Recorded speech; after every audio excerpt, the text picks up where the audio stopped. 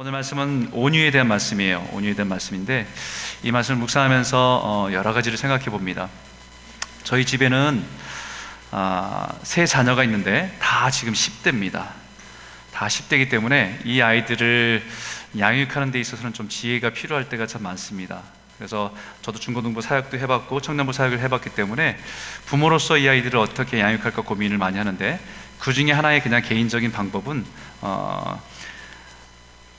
다 같이가 아니라 딱 한 자녀와 저와의 개인적인 시간을, 특별한 시간들을 의미 있게 가지려고 노력을 합니다. 뭐 다른 건 아니고 그냥 걔가 좋아하는 영화를 하나 선택해서 같이 영화를 보고 그 저녁 때 같이 맛있는 거 사 먹고 뭐 이렇게 하면서 같이 시간들을 좀 나누려고 노력을 해요. 그게 10대들에게는 부모가 그 개인적인 시간을 나눠준다는 것이 굉장히 의미 있기 때문에 그때 더 친밀감을 회복할 수 있는 것 같습니다. 그런데 그러면서 이제 영화에 대한 것들을 관심을 갖게 됩니다.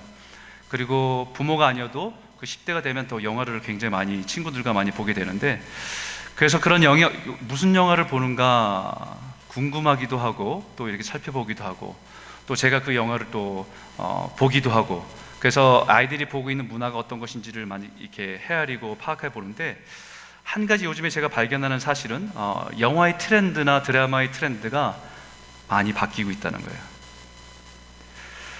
뭐 그 중에 한 가지 확연하게 드러나는 것은 폭력에 대한 겁니다. 폭력이 뭐 예전에도 우리가 어릴 때 봤던 비디오나 이런 거 보면 뭐 경고문이 뜨잖아요. 뭐 호환 마마와 같은 것들 이러면서 막 경고문이 뜨는데, 뭐 폭력성에 대해서는 그때나 지금이나 동일하게 있습니다. 그런데 제가 한 가지 확연하게 깨닫게 되는 것은 폭력에 대해서 경고하는 것뿐만 아니라 폭력을 지금은 미화하고 있다는 거예요. 영화나 드라마의 폭력성에 대해서 예전에는 없었던 것은 아니죠. 그런데 그 폭력성에 대해서, 위험에 대한 분위기를 경고하는 것뿐만 아니라 그 폭력성을 미화하는 수준에 이르고 있고, 예전에 봤던 드라마나 영화는 큰 틀 안에서, 권선징악이라고 하는 큰 틀 안에서 악인들에게 의인들이 힘들고 어려움을 당하지만 결국은 복수하지 않고 참아내다가 어느 순간에 영웅이 나타나서 그것을 해결해 주든지 선으로 끝나게 되는 것들이 보통 큰 틀 안에서의 영화나 드라마의 틀입니다. 근데 요즘에 영화나 드라마는요, 약한 자가 그냥 무작정 당하지 않습니다. 그 복수하는 것을 굉장히 아름답게 미화시켜서 표현해요. 참지 않고 그 분노를 표출해내는 것이 당연한 것으로 표현해내고 있는 그런 영화들이 참 많다는 것을 보게 됩니다. 그러다 보니까 우리가 살아간 사회 속에서도 그런 영향력 가운데 나타나는 모습들이 참 많아요. 그래서 억울한 일을 당하고 손해를 보면서 참아내는 것을 사람들이 이제는 더 이상 잘했다라고 하는 분위기가 아닙니다. 억울한 일을 당하는 것을 인내하면서 참아내는 것을 사람들이 참 잘했다라고 얘기하지 않아요. 우리가 지금 살아가는 세상에서는. 그런 세상을 살아가는 우리들에게 오늘 성령이 열린 온유라고 하는 성품은 사실 시대에 맞지 않고 또 어떻게 보면 미련하고 어려운 일일 수 있습니다. 그러나 분명한 것은 시대에 뒤떨어지는 것 같아도 주님이 하나님의 백성인 우리의 삶에 맺기를 원하시는 열매가 온유라는 거예요. 근데 우리가 이 온유라는 이 단어를 묵상하고 성품을 생각할 때 한 가지 조심하고 오해하지 말라고 또 착각하지 말아야 될 것이 하나 있습니다. 그것은 뭐냐면, 성경에서 말하는 온유는 힘이 없어서 나약하다는 뜻이 아닙니다.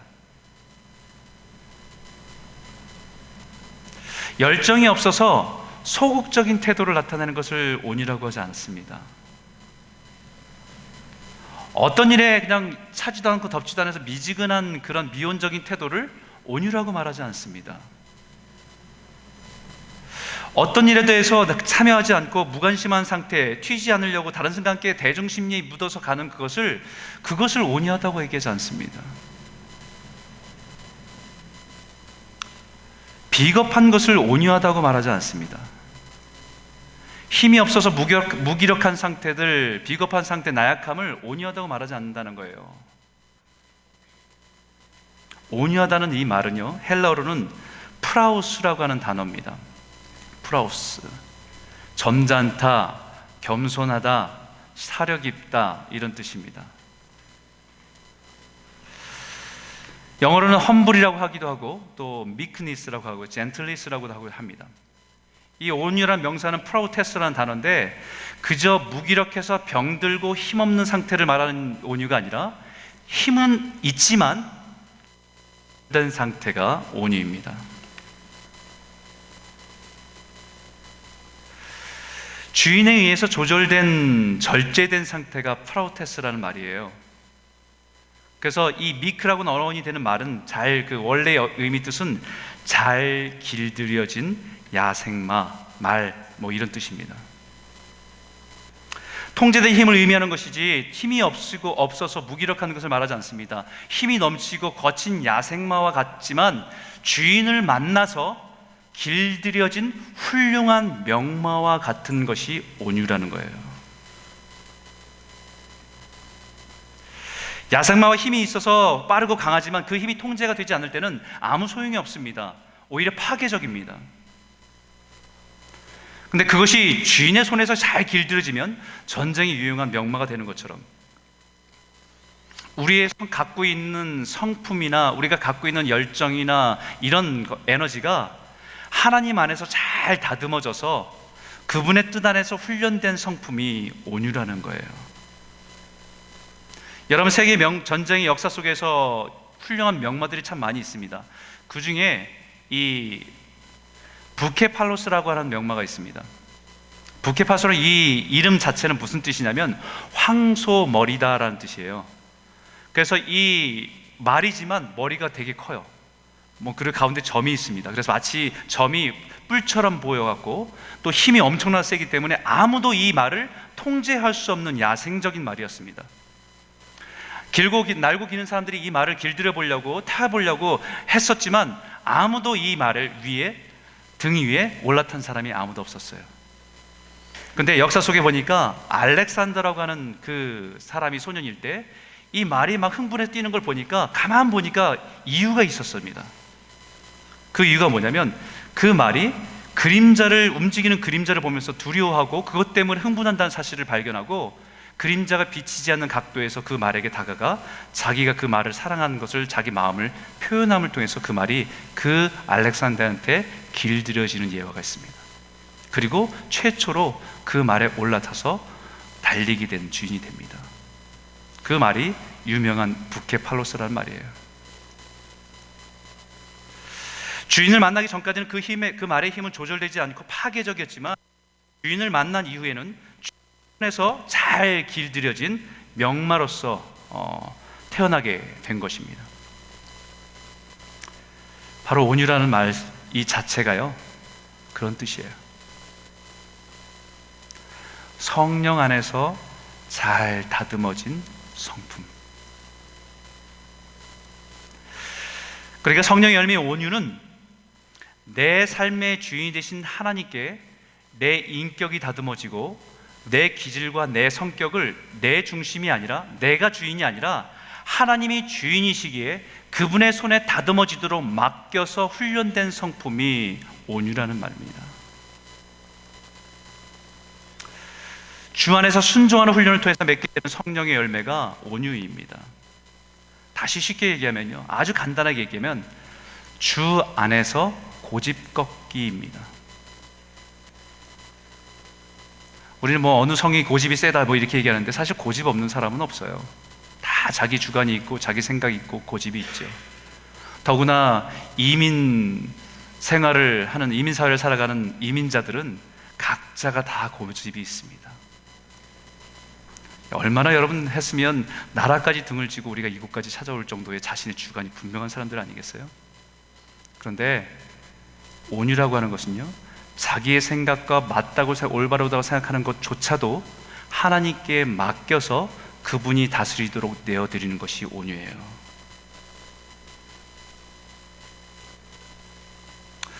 주님께 의지하고 다듬어져서 순종함으로 빚어지는 하나님의 성품이 온유란 말입니다. 그래서 여러분과 첫 번째 나누고 싶은 주제가 성령의 열매인 온유는 통제된 힘을 소유하는 것입니다. 힘이 없는 게 아니고 통제된 힘을 소유하는 것. 여러분, 아리스토텔레스의 윤리학에서 인간에게는 필요한 많은 덕이 있는데, 덕목이 있는데, 그것은 늘 언제나 지나친 덕과 결핍된 덕 사이에 존재한다, 이렇게 말합니다.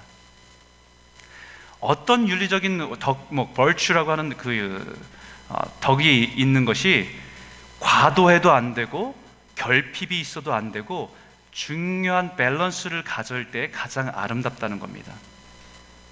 예를 들면 용기라고 하는 것은 굉장히 중요한 우리 인생의 덕목입니다.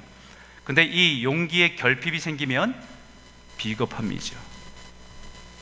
근데 용기가 지나치게 나타나게 되면 무모함으로 나타나게 되는 것입니다. 여러분, 관용이라고 하는 덕도 마찬가지예요. 관용이 부족한 상태가 되면 굉장히 냉정하고 인색함으로 나타납니다. 그런데 이 관용이 너무 지나치다 보면 혼란과 방종을 야기합니다. 어쩌면 이 시대는 이 관용이 너무 과도한 사회를 살아가는 거죠. 이것도 좋고 저것도 좋고. 그래서 우리가 살아가는 세대가 이렇게 혼란스러운 것 같습니다. 그런 의미에서 보면 온유함이라고 하는 것도 마찬가지예요. 온유라고 하는 것은 분노 조절 장치의 균형이라고 말할 수 있어요. 전혀 분노하지 않는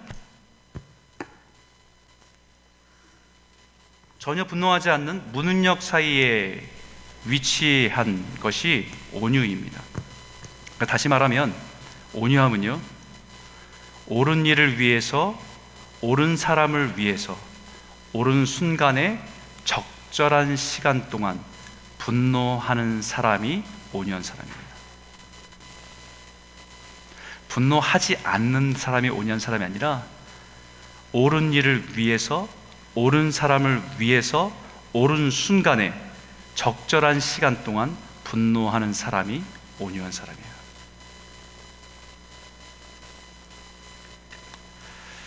그런 의미에서 온유함을 대해 생각해 보니까 예수님께서 온유하다고 스스로 말씀하신 것을 생각해 보면 그런 것 같아요. 예수님은 가난한 사람들, 소외된 사람들, 상처받은 사람들에 대해서는 굉장히 친절하게 온유함을 가지고 그들을 대합니다. 그러나 성전에서 장사하는 사람들, 위선적인 바리새인들 향해서는 굉장한 분노를 드러내는 분이 예수님이세요. 우리는 이 표현하는 시기와 때와 대상을 혼돈하면 그것은 온유가 아니라 과격하고 파괴적이 되는 겁니다. 어떤 분들은 이렇게 개인적인 만남을 하다 보면 굉장히 온유한 분이세요. 부드럽고. 근데 집에서는요, 자녀들한테 굉장히 과격한 분이 있을 수 있습니다. 그런 분을 우리는 온유하다고 말할 수 있지만 하나님은 온유하다고 말하지 않습니다.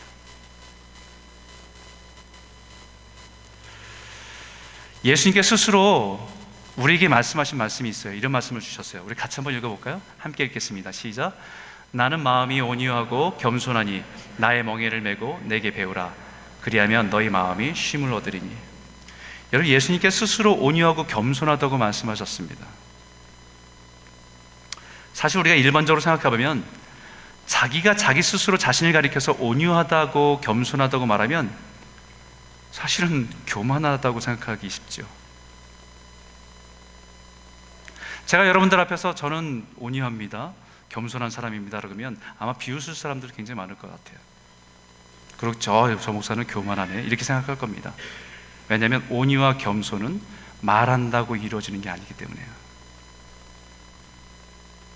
근데 그럼에도 불구하고 예수님께서 스스로 나는 온유하고 겸손하다고 말한 그 이유가 있습니다. 왜냐하면 그 온유함에는 증거가 있기 때문이에요.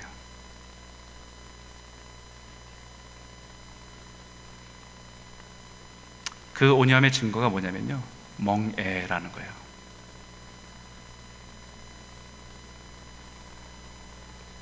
마치 힘이 넘치는 소가 힘이 있어서 제 멋대로 자기가 멋대로 살 수 있지만 주인의 뜻에 따라서 멍에를 어깨에다 짊어지고 주인의 뜻을 따라서 그 밭을 가는 소에 비유해서 말씀하시는 거예요. 그게 온유다. 그 멍에가 뭡니까? 그 멍에가 우리를 구원하시기 위해서 짊어진 십자가입니다. 그래서 사도 바울이 우리 하나님 백성 우리에게 그리스도 예수의 마음을 품으라 라고 하면서 이 말씀을 우리에게 주셨죠. 같이 한번 읽어볼까요? 함께 읽겠습니다. 시작.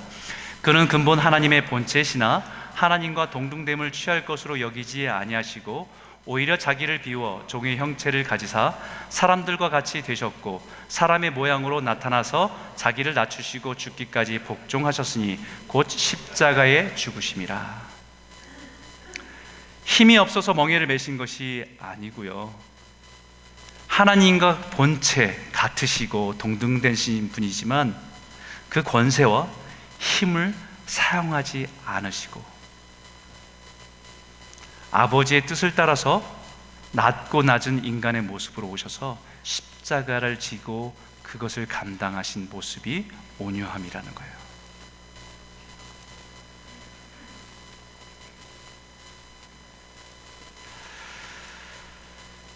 성경에 나타난 예수님을 가리켜서 비유적으로 말씀한 이미지가 두 가지가 있습니다. 크게 하나는 어린 양이고 하나는 사자입니다. 공간복음에 나타난 예수님의 모습은 이 땅에 오셔서 우리 죄를 위해서 십자가에서 죽으시기에 오신, 화목제물 되기 위해서 오신 어린 양으로 오신 모습으로 말씀하세요. 마치 도살장에 끌려가는 어린 양이신 예수님은 힘이 없고 찔리고 상하고 아무런 저항을 하지 않고 십자가의 죽음에 내어주신 나약한 어린 양같이 보여집니다. 무기력한 어린 양처럼 보여집니다. 그러나 분명히 기억할 것은 힘이 없어서 무기력해서 어린 양같이 우리에게 오신 것이 아니라 사자이지만, 권세와 힘이 있지만, 그 능력이 있지만, 그러나 우리를 구원하기 위해서 그 권세와 능력을 사용하지 않고 어린 양으로 오신 분이 예수님이세요.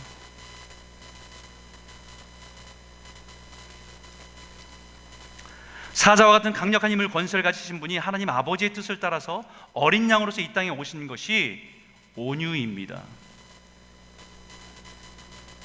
힘이 없는 게 아니고요, 그렇기 때문에 그의 자녀된 우리들에게 그 온유함은 그분이 우리에게 주신 십자가를 감당하며 따라가는 것이 온유함이라고 말씀하는 거예요.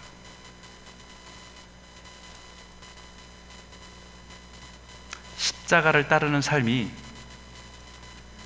무기력해서 따라가는 삶이 아닙니다. 자기 십자가를 메고 걸어가는 길이 내가 할 수 있는 것이 너무 많지만 할 수 없어서 어쩔 수 없어 그 길을 걸어가는 게 아니고, 나를 구원하신 주님이 나의 왕이시기에 나에게 맡겨준 그 십자가를 짊어지고 걸어가는 길이 십자가의 길이고 그것이 온유라는 거예요. 그래서 가정에서도 참 온유가 중요합니다. 부부에게서도 온유가 중요하죠. 그래서 진정한 사랑에도 고린도전서 13장이 말할 때 사랑은 오래 참고, 그 다음에 뭡니까? 온유하며.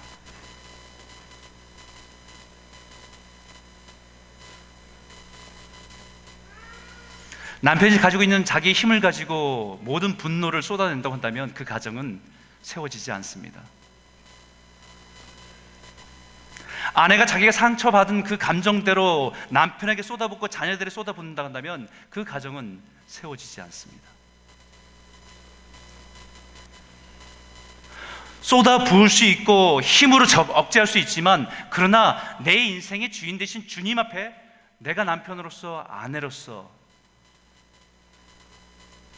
십자가를 감당하면서 순종하는 길에 설 때에 가정은 세워지는 거예요. 온유는요, 공동체를 세우는 힘입니다.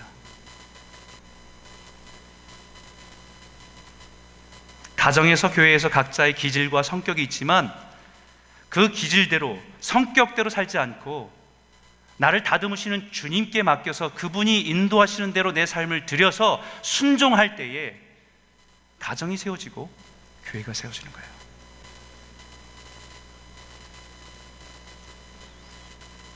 저와 여러분이 우리가 태어나면서 가지고 있는 기질들이 있습니다. 그러나 그 기질대로 살지 않고 주님 앞에 의탁할 때 우리 삶을 다듬으시는 그 손길 앞에서 다듬어져 주님의 온유함을 배워가고 그 열매로 가정을 세우고 교회를 세워가는 저와 여러분 모두가 되시길 주의 이름으로 축원합니다. 두 번째는요, 성령의 열매인 온유는 광야에서 빚어지고 깎인 빛나는 보석입니다. 여러분, 이 말씀을 같이 한번 읽어볼까요? 함께 읽겠습니다. 시작. 이 사람 모세는 온유함이 지면의 모든 사람보다 더하더라. 여러분, 성경에 온유한 사람이라고 직접적으로 표현한 분이 두 분이에요. 한 분은 예수님이고 한 분은 모세입니다. 예수님을 제외한다고 한다면 모세가 세상의 그 어떤 사람보다도 온유한 사람이라고 성경은 정확하게 표현하고 있습니다. 모세라는 이 사람에 대해 성경이 온유한 사람이라고 인정해주고 있다는 말이에요. 성경의 모세를 늘 보니까 성경을 읽어보면 늘 부드럽고 화낼 줄 모르는 사람이었습니까? 아니에요. 자신에 대한 인신공격과 자신에 대한 리더십에 대한 모함과 같은 것이 있을 때에 그것을 하나님의 뜻을 기다리며 인내함을 보이기도 하지만, 이스라엘 백성들이 우상 숭배에 빠졌을 때는 견딜 수 없는 분노를 표현하며 백성들을 무섭게 책망했던 사람이 모세입니다. 여러분, 이 성경에서 민수기 12장 3절에 이 사람 모세는 온유함이 지면의 모든 사람보다 더하더라, 이 말씀이 어느 이야기 속에 가운데 껴있는지 한번 보십시오. 그 앞에 있는 1절과 2절의 말씀이 이거예요. 모세가 구스 여자를 취하였더니 그 구스 여자를 취하였으므로 미리암과 아론이 모세를 비방하니라. 그들이 이르되 여호와께서 모세와만 말씀하셨느냐 우리와도 말씀하지 아니하셨느냐 하매 여호와께서 이 말을 들으셨더라. 무슨 사건이냐면요, 모세가 모세의 아내 십보라랑 결혼을 했잖아요. 근데 그 십보라가 광야에서 죽습니다. 죽은 이후에 이 모세가 이디오피아 여자, 구스 여자라고 하는 이디오피아 여자를 자신의 아내로 삼은 거예요. 근데 그 모습이 이 형 아론과 미리암이 볼 때는 좀 불편했던 겁니다. 이스라엘 지파에서 수많은 여자들이 있는데 왜 하필이면 이디오피아 여인, 이방 여인과 결혼을 하냐. 이방 여인이 우상 숭배를 하는 그런 여인은 아닙니다. 왜냐하면 출애굽할 때 함께 섞여서 내가 이스라엘 백성들과 함께 하겠다고 동참한 중단 다른 민족들과 섞여 있는 사람이었기 때문에 그 공동체 안으로 들어온 사람이에요.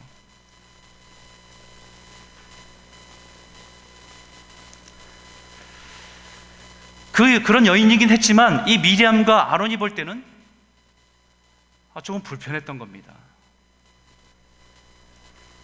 이스라엘을 이끄는 지도자인데, 하고 많은 이스라엘 백성 중에 있는 많은 지파 중에 여인들도 많은데 왜 하필이면 아프리카 출신 여인을 선택해서 아내로 삼았냐. 이게 불편한 거예요. 저도 가만 생각해 보니까 좀 모세가 좀 더 신중했어야 되지 않을까? 왜냐하면 지도자니까 다른 사람들의 눈이나 다른 사람의 평판도 좀 생각해야 되니까 조심스럽게 다른 지파에 있는 어떤 신실한 여인을 아내로 삼았다고 한다면 괜찮았을 텐데 왜 굳이 이디오피아 여인을 선택했을까? 이런 질문을 남기게 되지만요, 이 아론과 미리암이 이게 너무 불편했던 거예요. 그런데 그 아론과 누이가 문제를 삼은 것이 이 개인적인 이 삶에 대해서, 결혼에 대해서 문제를 삼는 것이 아니라 그 문제가 어디까지 이어져요? 영적인 리더십의 도전입니다. 여호와께서 모세와만 말씀하셨느냐? 우리와도 말씀하지 않으셨느냐? 근데 거기에 무슨 말씀하세요? 여호와께서 이 말을 들으셨도다. 여러분 그렇지 않아요? 제가 어떤 사람에게 이 일을 맡겼습니다. 완전하진 않죠, 그 사람이. 근데 그 사람을 맡겼어요. 임명했어요. 근데 어떤 사람이 그 사람을 막 비난하면 제가 기분 나빠요.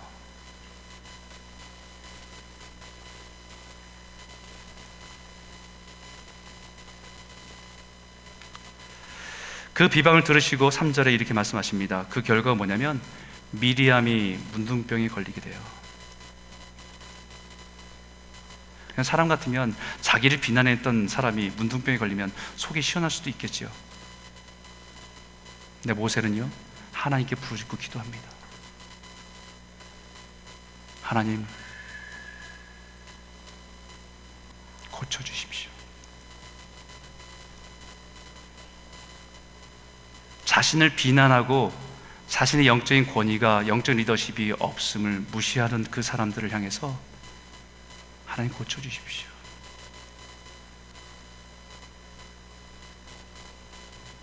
이게 온유예요. 우리가 살아다 보면 사람들의 말 때문에 상처받기도 하죠. 네, 그런 사람들이 잘못됐다는 얘기 들으면 속으로는 좀 통쾌한 마음이 있을 수 있잖아요.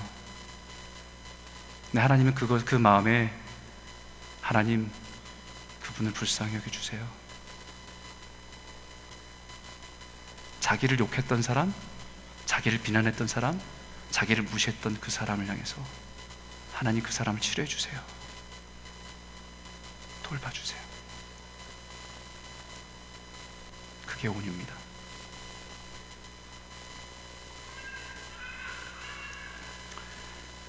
자기를 비방하는 사람들 향해서 자신의 권력과 힘을 사용하지 않습니다. 그 비방을 감수하고 하나님의 긍휼을 구하는 것이 온유입니다. 근데 원래 모세가 그런 사람은 아니었어요. 이 온유함은 이집트 궁궐에서 빚어진 것이 아니고, 왕자로서 훈련될 때 빚어진 것이 아니고, 사실은요, 광야에서 빚어진 겁니다.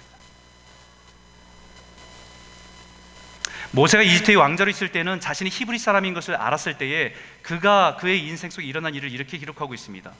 모세가 장성한 후에 한 번은 자기 형제들에게 나가서 그들이 고되게 노동하는 것을 보더니 어떤 애굽 사람이 한 히브리 사람 곧 자기 형제를 치는 것을 본지라. 좌우를 살펴 사람이 없음을 보고 그 애굽 사람을 쳐 죽여 모래 속에 감추니라.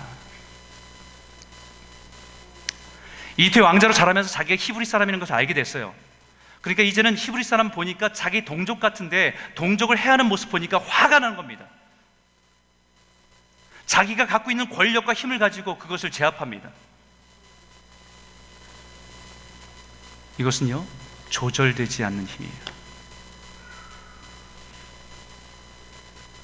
자신이 가지고 있는 권력과 힘으로 해결하려고 하는 야생마와 같은 사건입니다. 모세는 분명한 분노가 있습니다. 의에 대한 분노라고 얘기할 수 있겠죠. 자기 민족에 대한 애착과 사랑이라고 얘기할 수 있겠습니다. 하지만 자기의 힘으로, 자기가 권력으로, 자기 중심으로 해결하려고 한 것이, 그것이 야생마와 같이 길들여지지 않는 힘입니다.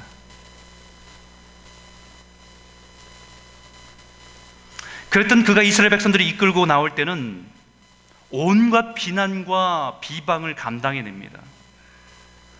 물이 없으면 원망하는 백성들을, 배고프면 차라리 애굽이 좋았을 텐데라고 비방하는 백성들을, 심지어는 함께 하나님께 예배하도록 성막을 섬기라고 세운 레위 사람인 고라당이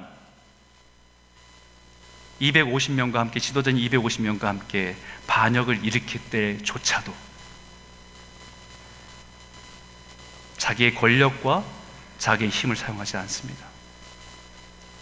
하나님, 어떻게 하면 됩니까? 여러분, 이게 정치적인 일이면요, 엄청난 피해 숙청이 일어날 일들이에요.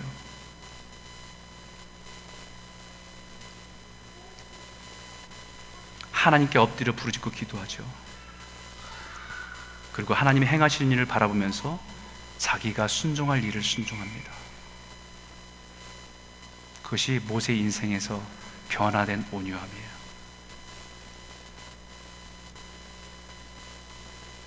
이 온유함은 광야에서 빚어진 겁니다. 40년이라고는 애굽의 왕궁에서 빚어진 게 아니고 40년이라고는 광야, 아무것도 없는 그 광야에서 빚어진 거예요.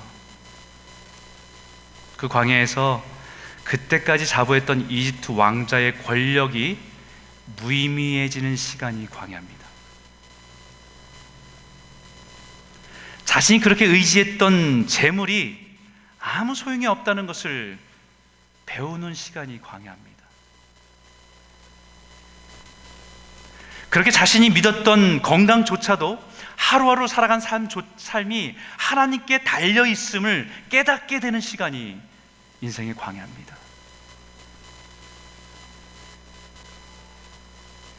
그 광야에서 빚어지는 성품이 온유예요.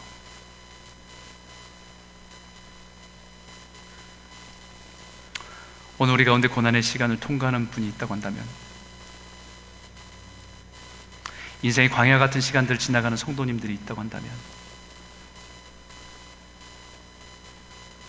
의지하던 거 다 내려놓고 오직 주님을 바라보며 주님 안에서 이 보석과 같은 온유의 성품이 빚어지는 은혜를 누리는 저와 여러분 모두가 되시기를 주 이름으로 축원합니다. 그런 의미에서 출애굽기를 다시 한번 쭉 살펴보니까 모세와 바로의 대결에서 성경이 의미 있게 계속해서 강조하는 표현이 있습니다. 하나님에 대해서 계속해서 저항하는 바로에 대해서 뭐라고 표현하냐면 그 마음의 완악함이라고 표현해요. 한번 볼까요? 한번 읽겠습니다. 출애굽기 11장 10절인데 함께 읽겠습니다. 시작. 모세와 아론이 이 모든 기적을 바로 앞에서 행하였으나 여호와께서 바로의 마음을 완악하게 하셨으므로 그가 이스라엘 자손을 그 나라에서 보내지 아니하였더라. 여러분, 하나님의 놀라운 기적을 보았어도요, 거부하는 겁니다. 자신의 삶에 거부할 수 없는 하나님의 역사를 보았음에도 불구하고 자신의 삶 가운데 그들을 내어보내라는 하나님의 말씀에 거절하는 거예요.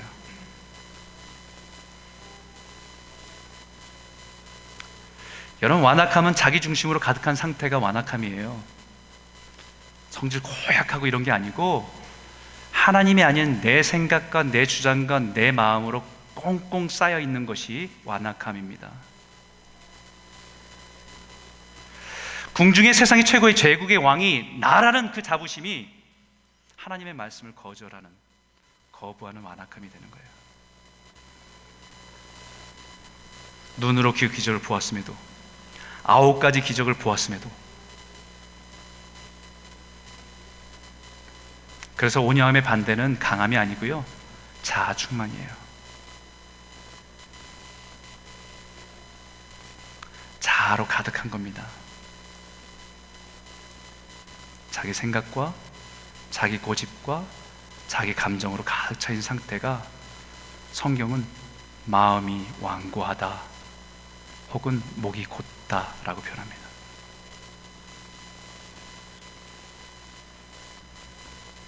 여러분, 성경 인물 중에서 가장 안타까운 사람은 저는 사울 왕이라고 생각해요. 그는 처음에 타고난 겸손의 기질과 성품을 갖고 있던 사람입니다. 사무엘이 찾아가서 왕으로 기름 부음 받을 때 그가 표현한 것이, 저는 기름 부음 받을 만한 왕이 못 됩니다. 지극히 작은 집하고 지극히 작은 집에서 겸손하게 그것을 거절하고 그것을 회피하려고 했던 사람이에요. 여러분, 성경을 읽어보십시오. 사울이 엄청난 악행을 행한 것이 어떤 게 있는가?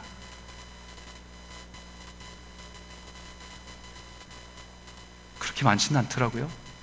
엄청난 우상 숭배를 한 것도 아니고 살인을 저지른 것도 아니고. 근데 그 사울 왕에 대해서 뭐라고 표현하냐면 그 마음의 완고함을 인해서라고 표현합니다.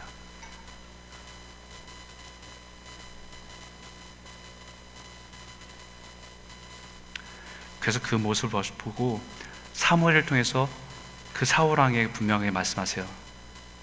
순종이 제사보다 낫고 듣는 것이 숫 양의 기름보다 나으니 이는 거역하는 것은 점치는 죄와 같고 완고한 것은 우상에게 절하는 죄와 같다. 여러분, 귀신 앞에서 우리 전보러 다니는 거 굉장히 우리는 안 좋게 생각하는데 그거와 같이 하나님 말씀을 거역하는 것도 똑같다는 거예요. 우상에게 나가서 절하면서 막 우상 숭배하는 그것이 우리 굉장히 악하다고 생각하는데 그거와 같이 악한 것이 내 마음을 하나님의 말씀을 듣지 않고 자기 생각으로 완고하게 가지고 있는 것이 같다는 거예요.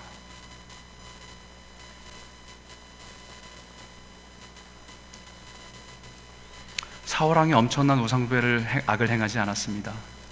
그러나 성경은 하나님께서 그 말씀에 순종하지 않는 것을 귀신에게 점치는 것과 같고 마음을 완고하게 저항하는 것과 우상에게 절하는 것 같다고 말씀합니다. 여러분, 시작은요, 인생의 시작은 타고난 겸손한 성품으로 시작했지만 하나님의 손에 다듬어지지 않을 때 완악함으로 끝날 수 있어요.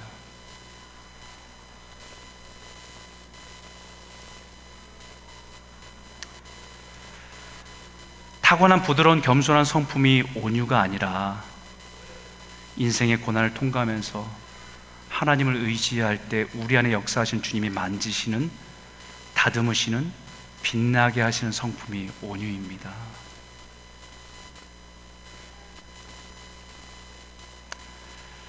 온유는요, 자신의 인생의 주권을 온전히 주님께 맡겨드릴 때에 빚어지는 성품입니다.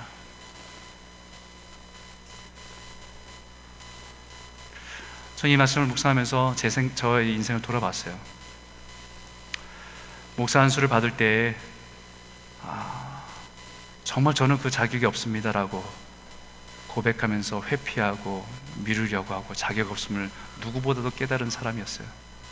어느 순간 보면 제 모습에서 하나님 말씀하시는 것들을 완고하게 거절하고 내 생각대로 걸어가고 있는 내 모습을 볼 때가 있습니다.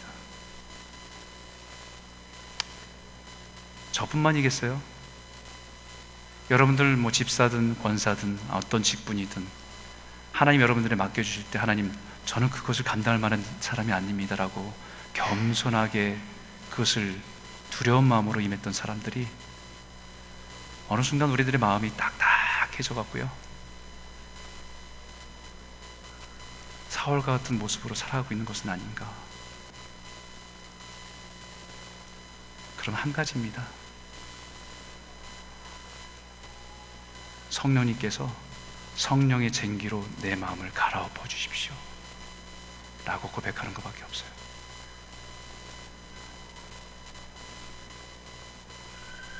오늘 이 말씀 속에서 저 여러분 안에 주시는 말씀이 여러분 심령 안에 새겨지는 것이, 들려지는 것이 있다고 한다면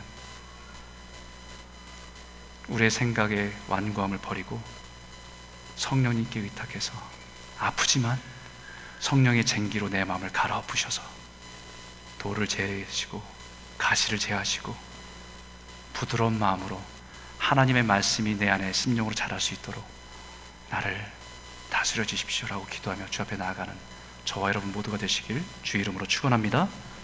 여러분, 모세의 온유는요, 실수가 없는 완벽한 사람을 말하는 것이 아니었어요. 모세도 실수합니다. 자기의 분노를 드러냈어요. 바위를 2번씩이나 치며 분노를 내었습니다. 그럼에도 불구하고 성경은 네가 온유한 사람이라고 말하는 거예요. 그 이유는 하나님의 다스림에 내어드릴 수 있는 사람이란 뜻이에요. 오늘 이 말씀을 듣는 우리 모든 성도님들이, 저를 포함 모든 성도님들이 주님의 손안에서 겸손하게 다듬어져서 예수 그리스도의 온유함을 조금씩 닮아가는 복된 인생들 되시길 주의 이름으로 축원합니다. 세 번째는요, 성령의 열매인 온유는 하나님 나라 유업을 상속하게 되는 증표를 가진 겁니다. 우리 같이 한번 마태복음 5장 5절을 한번 읽어볼까요? 함께 읽겠습니다. 시작. 온유한 자는 복이 있나니 그들이 땅을 기업으로 받을 것이며. 온유한 자가 누리는 복은요, 땅을 기업으로 받을 것이라고 말합니다. 하나님 창조하신 땅은 하나님의 백성으로 하나님의 영광을 드러내기 위해서 우리에게 맡기신 땅이에요. 그게 직장이든 그게 가정이든 그게 교회든 그게 나라든. 근데 우리가 사실 이 세상에 살아가면서 경험하는 것은 오히려 이런 말이죠. 온유한 자는 복이 없나니 남들에게 땅을 빼앗길 것이요. 이게 사실 더 맞는 말이에요. 우리 살아가면서 온유한 자는 복이 없나니 사기를 당할 것이요. 이 말이 더 현실적인 얘기일지 모르겠습니다. 왜냐하면 세상에는 악행을 행하고도 세상에 많은 땅을 누리고 부를 누리는 사람들이 우리 눈에 너무 많이 보이기 때문입니다. 어그러진 세상 속에 살아가기 때문이에요. 그렇기 때문에 시편 37편에 우리에게 이런 말씀을 주십니다. 악을 행하는 자들 때문에 불평하지 말고 불의를 행하는 자들을 시기하지 말지라. 이 말은 세상에 악을 행하는 자들이 땅을, 세상에 있는 땅들을 소유하는 것처럼 보이고 모든 것을 가지는 것처럼 보여도 불평하지 말고, 불의를 행하면서도 모든 것을 다 쥐어지고 사는 것처럼 보이는 그 사람들을 보면서도 시기하지 말고, 우리는 하나님의 백성이기 때문에 여호와를 의뢰하고 끝까지 선을 행하고 여호와로 인해서 기뻐하고 하나님을 의지하며 살아갈 백성이다라는 것을 말씀하고 있는 거예요. 그래서 마지막으로 우리에게 약속하는 말씀이 11절입니다. 같이 한번 읽어볼까요? 함께 읽겠습니다. 시작. 그러나 온유한 자들은 땅을 차지하며 풍성한 화평으로 즐거워하리로다. 할렐루야.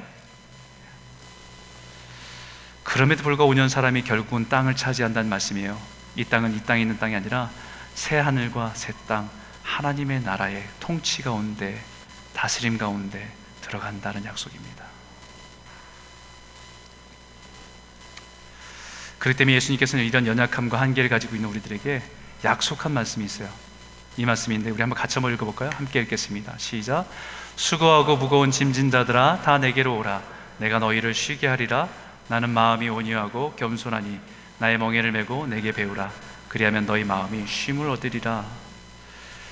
여러분, 우리 인생을 살아갈 때 수고로 인해서 지치고 또 우리가 짊어지고 가야 할 책임과 짐들이 너무 버겁고 힘들어서 우리의 온유함을 잃어버리고 파괴적으로 표현되거나 삶의 온유한 것처럼 보이지만 사실은 무기력한 삶을 살아가는 사람들을 향해서 주님께 말씀하신 것이 내게로 오라 말씀이에요. 세상을 둘러봐도 온유한 사람보다는 악한 사람들이 더 잘 되는 것처럼 보여.